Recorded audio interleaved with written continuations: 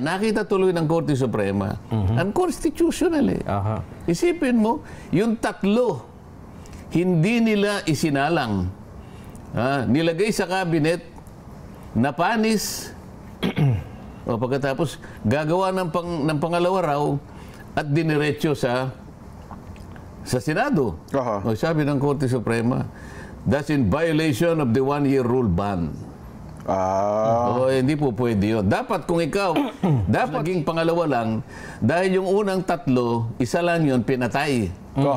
Ngayon, kung gusto mong mag-file ka sa February 5 o February 6, 2026. Kasi ng pang isang taon. Isang taon eh. Hindi ang ginawa mo, pinatay mo yung unang tatlo, pagkatapos, nung pumitada yung Pebrero 2025, bigla mong tinransmit sa Senate. So, nahalata tuloy.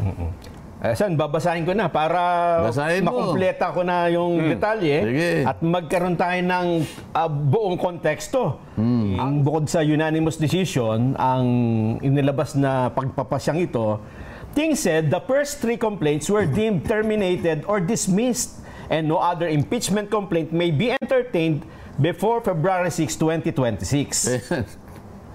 Nakita mo. The High Tribunal's ruling does not bar the refiling of the complaints after a year or in February 2026. Ting said that apart from 1-year ban, the Supreme Court and Bank also found the impeachment complaint against VP Sara Duterte to be violative of her right to due process as enshrined in the Bill of Rights of the Constitution. At dahil po ito ay running story to Jen, may mga lumalabas pang mga detalye. Meron pala siyang keynote Sen na mga parte ng desisyon. Ito ang isa.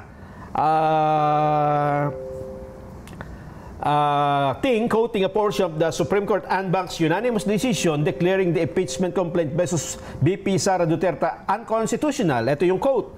Our fundamental law is clear. The end does not justify the means. Ito pa po right time. This is what the rule of just law means. This is what the fairness or due process of law means even for impeachment.